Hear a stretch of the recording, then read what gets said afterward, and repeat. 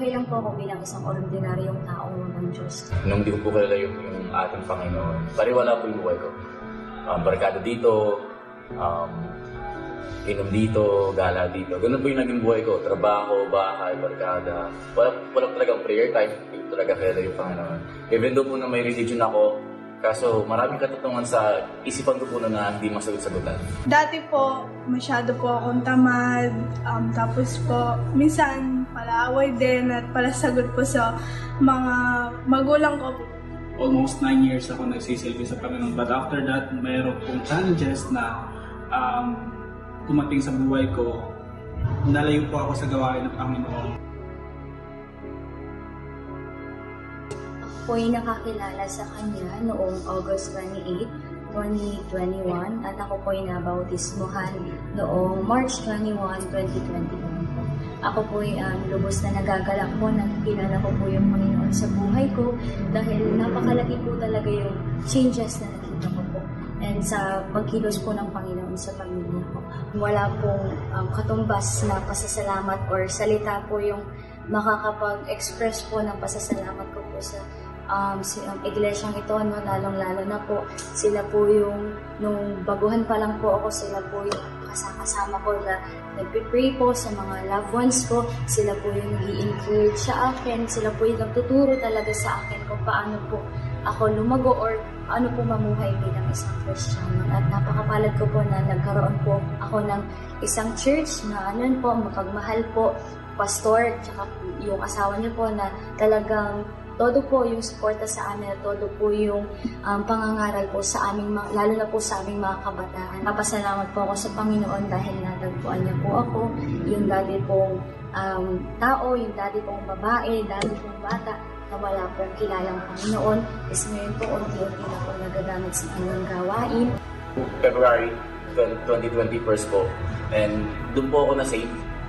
And then, yung nag-share po sa akin is si Brother Aris. And super blessing po noong araw na yun kasi nakilala ko po yung Panginoon. Nung nakarinig po ako ng mga testimony, preaching po ni Pastor Jason, parang doon po nag-start yung apoy, yung init po. Sa church po na ito, super blessing po talaga na ng The New and Living Way Baptist Church po sa akin.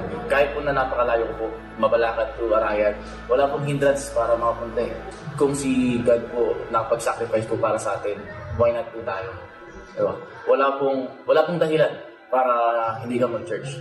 Wala pong dahilan para hindi mo ibigay yung buhay mo sa Panginoon. Thank you po talaga at naging part po ako ng The New and Living Way Baptist Church kasi po hindi ko ma-imagine yung buhay ko kung wala po ako dito. Kilala ko po ang Panginoon noong July 25, 2023 po. Nung una po, nandun po sila Ma'am Ice at si Sister Grace po na nagbibigay po sila ng tracts noon. Tapos po, kasama ko po sila, mama ni Jacqueline, si Jacqueline, nagkaano po noon kami, nasa labas. And then po, nag-share po sila sa akin ng salita ng Diyos. Pero nung pumunta po ako sa church, nabago po lahat. Blessing po kasi sila Ma'am Ice at Pastor kasi na-encourage po ako. Ako po yung nakakilala sa Panginoon noong April 7, 2023. Nakilala ko po ang Panginoon. May bigla pong lumapit sa amin. Sina Ma'am Ice po, binigyan po kami ng tracts. Babasahin daw po. Tapos po nag-share po siya sa amin. Hanggang po sa nabaptize po kami noong July 25 po, 2023 po.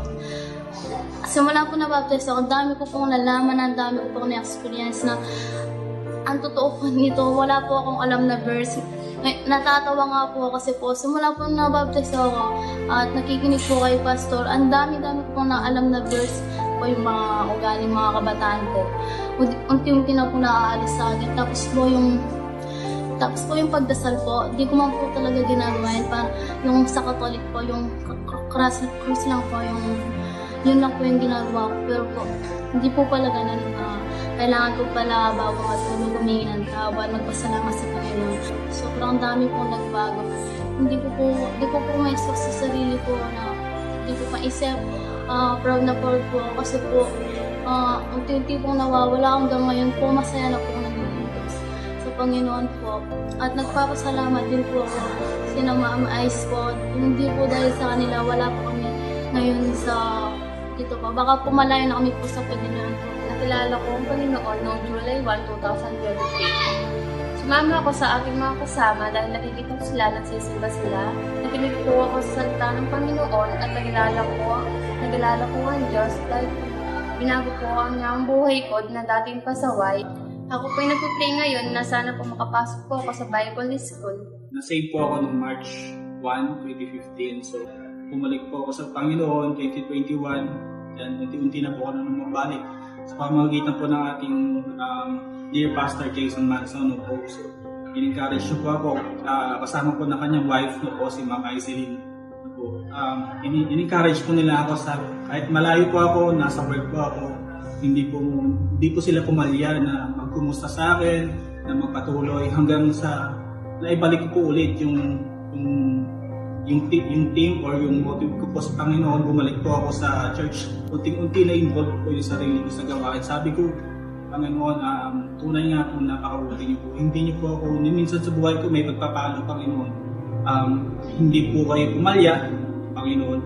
Hindi po kayo nagpapaya. Ang isang Kristiyano talaga, kung gusto mong manumbalik sa Panginoon, kung mahal mo talaga yung ang gawain, kahit malayo ka man sa ibang lugar, hahanapin at hahanapin mo pa rin yung gawain. Bukod sa choir, naging involved na rin po ako sa Transco Ministry mo po.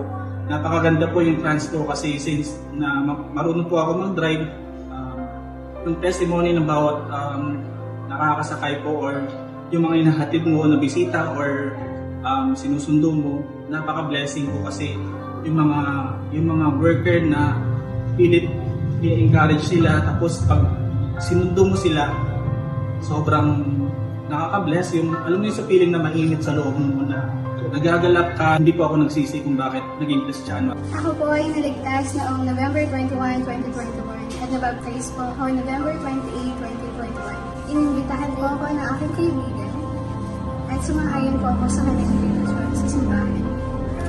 Unang punta ko po sa simbahan, tunay po na mainit po ang kanilang pagtanggap sa akin at nakakagalak po ang kanilang paglilingkod. At hanggang sa nagpatuloy po ako sa pag-aaral sa church at nabaptize po. At marami pong mga opportunity na ibigay po sa akin yung Panginoon. At tunay po na napakadakila po ng Panginoon sa mga pagpapalang ibinibigay na po sa akin. Ang una pong blessing na natanggap ko sa Panginoon ay yung kaligtasan na pinagkaloob niya sa akin. At mapunta po ako dito sa ating church. Nung unang-una po ay si Pastor Nelson pa lang po ang pastor dito. At ako pa lang po yung na-church dito. Hanggang sa si Pastor Jason na po yung namahala sa ating church na pinagkaloob ng Panginoon sa kanya. Nandito na po yung pamilya ko na kami po yung magkakasama na naglilito sa kanya. Maraming salamat po unang-una sa ating Panginoon at kay Ma'am Ice, kay Pastor, lalong-lalo po kay Pastor sa mga mensahe na pinagkakaroon ng Panginoon sa kanya na lalo po kami maging lumago sa pananampalataya. Church natin, maraming salamat sa nandyan din kayo ng patuloy na papalakas sa bawat isa po sa amin, sa aming pamilya. Kaya narito po kami na patuloy kong naglilingkod sa kanya. Kami po ay nakakilala sa Panginoon through Pastor J and Sis Ice. Hindi po sila full-time sa ministry noon. Sila po ay aming business partners. More than business partners, naging magkaibigan po kami. Kasi halos everyday po kami magkakasama. Malaking blessing po sila sa aming family. Kasi after a year or 2 years na magkakasama kami, na-experience ko po yung hindi ko ina-expect at ayaw ko mangyari sa buhay ko. Marital problems, financial crisis, yung pinaka-lowest stage po ng buhay ko, kasama po namin sila. Nakaka-depress po na pagdaanan namin. Pero thank God po, hindi po ako nakarating sa stage na yun. Through Pastor J and Sis Ice, na-feel ko po yung presence ni God. Yung gustong sabihin po ni God sa akin, narinig ko po yun. Pinadaan po ni God sa kanila. Kaya inalaw lang po namin si God na i-guide po ako sa road that gives real joy and peace. from emptying my heart from bitterness, hatred, anger, and kung ano-ano pang negativity, to being grateful in everything, talking to God in prayer, faithful in giving back to God, and most importantly, living in Christ. Buo po yung family namin, growing spiritually, and of course po, malaking pasalamat po yung sa gift po ng salvation. Thank God po, nakilala namin kayo, our NLWBC family, and praise God po for bringing our family together and carrying us through the years. We have received the most precious gift, and that is the gift of eternal life. And lagi ko sinasabi sa Panginoon, maraming salamat, Lord, na ako po'y binigyan niyo ng pagkakataon to take part sa inyong Great Commission, that is to win souls. And for me, Lord, lagi ko sinasabi sa Kanya na naiakay ko yung aking family sa Kanyang presensya. Ang The New and Living Way Baptist Church po ay iglesyang nasimulan noong taong 2000 dito po sa bayan ng Arayan, Pampanga sa pangunguna po ng ating late pastor na si Pastor Nelson Manzon. At ang layunin po ng iglesyang ito ay maganap ang Great Commission na kaloob ng ating Diyos sa pamagitan lamang po ng Kanyang biyaya at para sa Kanyang kapurihan lamang. Ang mission po ng ating church is to reach the world by preaching the Word. Ang mapaglingkuran ng ating Panginoon, makapag-akay ng mga kaluluwa sa Kanya, magbautismo ng mga manampalataya at maturuan at mahubog ang mga manampalataya kay Kristo. Maraming salamat po sa ating Panginoon at sa bawat isa po sa ating mga miyembro na sa loob po ng 24 na taon ay patuloy po natin itong nagaganap bilang isa pong iglesia. Nito pong nakalipas na taon, nakita po natin ang paglagong spiritual ng bawat isa. Lumalim po ang ating pag-unawa at pagpapahalaga sa salita ng Panginoon. Nabuksan po lalo ang ating puso sa kahalagahan ng isang kaluluwa at halaga ng pagsuko ng buhay sa Diyos. Naging daan po ito sa pagsisimula ng ating 2 misyon sa Tarlac at mga pagbubukas ng iba't ibang mga Bible studies at gawain sa lugar ng Pampanga at Tarlac. Ginaganap po natin twice a year yung atin pong crusade, evangelistic crusade. So, salamat po sa Panginoon, sa ating pong mahal na pastor, Pastor Jason, kasi po ipinagpatuloy po niya ito at napaka-init po ng paglilingkod po ngayon ng buong church. Dami po talagang mga kaluluwa po na nabahaginan at naligtas po sa Panginoon po ang papuri at nagpapasalamat po ako sa Kanya dahil tunay po na pinagpapala po niya ang ating iglesia. Sa mga napupuntahan naming mga bahay na makikita mo yung isang tao na wala pang relasyon sa Panginoon, tapos pag na-share mo sa kanila yung gospel, talagang nakikita mo yung pagbabago ng kanilang buhay. Sarap sa pakiramdam na makikita mo yung isang tao na naging kabahagi ka doon sa pagbabago ng kanyang buhay. At nagpapasalamat din ako sa Panginoon dahil meron tayong isang pastor at pastor's wife na laging nagpapaalala sa atin na napakahalaga na magkaroon ka ng burden sa mga tao na wala pang Kristo sa kanilang puso. Noong year 2023, meron na tayong bilang na nasa 27 na katao na sumunod sa tubig ng bautismo at natutuwa din ako kasi nakikita ko yung pagpapatuloy nila sa paglilingkod sa Panginoon. Napakasarap tignan na yung mga binabahaginan mo na salita ng Panginoon ay kasama mo na rin naglilingkod ngayon sa Kanya. Tuwing Sabado po, mahayo po kami. Ayan, ay mga men, mga kasama ko sa napakasaya maglingkod sa Panginoon. Nandyan po yung galak, joy sa buhay. Hindi katulad dati nga wala sa Panginoon, napaka lungkot ng buhay. Pumupunta po kami sa iba't ibang mga barangay po, nagsishare po kami ng salita po ng Panginoon. Yung mga kasama ko rin po, naghiwalay kami kapag kanya-kanya po kaming mga pinupuntahan. Hindi po sa aming pong sa disciple po namin, dati hindi po sila involved pa. Ngayon sumali na rin po sila. Yun po ang malaking blessing po. Hindi lang po sa mga men, maging po sa amin pong pastor, mahal na pastor, na siya po ang nanguna. Nandyan po yung init sa gawain. Tuwing meron po kaming araw ng soul winning, ay tunay na napakasarap na mga men.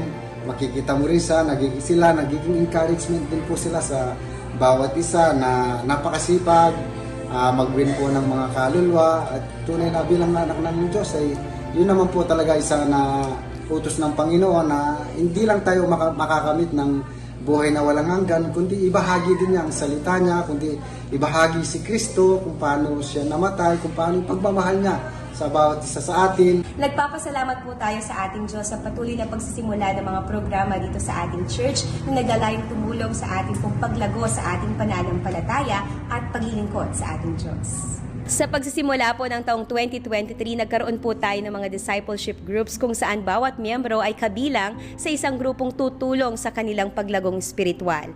Ang bawat miyembro po ay ni-encourage sa kanilang Bible reading, prayer time, aktibong makibahagi sa pag-aakay ng mga kaluluwa, natututukan din po sila at natutulungan na makapagsimula ng kanilang mga Bible studies at pakikibahagi sa iba't ibang programa po ng ating church. Nasimulan din po ngayong taon ng mga Bible quiz at naipagpatuloy din po ang ating monthly memory verses. Malaking blessing din po sa ating church ang mga ladies po natin na aktibong nakikibahagi sa iba't ibang mga ministries gaya ng Upkeep Ministry at Kitchen Ministry. Papuri at pasalamat din po sa ating Panginoon sa 18 Bible students na nagsuko ng kanilang buhay sa ating Panginoon at pumasok sa Hillcrest Baptist College of Ministry. 6 po sa mga ito ay mga full-time students. We started muna with the online Bible study. Kasama ko, in-encourage ko yung mga workers namin sa Shell. Nagkaroon ng idea to come up with a place kung saan kami magkakaroon na lang ng face-to-face gathering. Kaya nakita ko yung isang place sa aming garage. That's where we started yung lugar kung saan kami magtipon-tipon. Again, we started yung mga workers namin sa Shell. And there was one time na through the efforts of our beloved pastor, nagkaroon po ng evangelistic crusade dito sa lugar namin, sa lugar po ng Tarlac, which led to many souls na na-win po namin. And right now, nakakasama na po namin sila. Almost kinukwento ko itong story namin dito sa mission, dito sa Tarlac. Talagang very, very encouraging. Kasi despite yung mga struggles na yon, nakita ko doon at the end of the tunnel, there is always light. Yung light na yun, yung ating Panginoon, na siya lagi is orchestrating everything, nandiyan po siya laging gumagabay sa atin. Panalangin ko sa Panginoon, yung tinugon niya na magkaroon po ng mission ng The New and Living Way Baptist Church sa lugar po ng Kape. At napakalaking kagalakan po sa puso ko dahil siyempre, bilang isang anak ng Diyos, hindi lang po tayo lang ang makakamit ng kaligtasan, kundi ang nais din po natin ay ang mamahal din po natin sa buhay. Napakabuti ng Panginoon, basta alam naman niya kung anong laman ng puso ng bawat isa sa atin. Kaya ako rin po ay may ministry sa transportation, kaya napakasarap, lalo na pagka nagsusundo, naghahatid, maging sa mga kapatid namin dito sa lugar ng Concepcion. Tuwing araw ng linggo, sinusundo sila upang sila rin makasama namin na nananambahan sa ating Panginoon. At hindi lang yun, maging sa lugar po ng Angeles, sa iba't ibang area po ng lugar ng Arayat, ay tunay na napakasarap pagka nasa involvement ka po ng ministry po ng ating Panginoon. Ang aming pong church, The New and Living Way Baptist Church, ay nagpapasalamat sa Panginoon sapagkat kami po ay kabahagi sa mga misyonero sa iba't ibang panig ng mundo. Sapagkat kahit nandito lang po kami po ay nakakapag-suporta ng 12 misyonero sa pamamagitan po ng pagsuporta sa aming mga faith promise commitment. Nagiging kabahagi po kami sa mga kaluluwa na nakakakilala po sa Panginoon. Isa rin po sa pinagpapasalamat po namin sa patuloy na pagkilos po ng Panginoon sa bilang ng mga kabataan. Dati nung pandemya, napakakonti lamang po ng mga kabataan po sa ating church. Pero salamat po sa kanya pong patuloy na pagkilos. Ngayon, napakarami na po ng mga kabataan po natin. tayo po umaabot na sa 60 to 80 ng mga attendees every Sunday, no po. At patuloy na ito po pinapalago po niya, halos buwan-buwan may mga nadadagdag ng mga kabataan. Kami po ay mayroong mga Young People's Fellowship twice a month at salamat po sa Panginoon.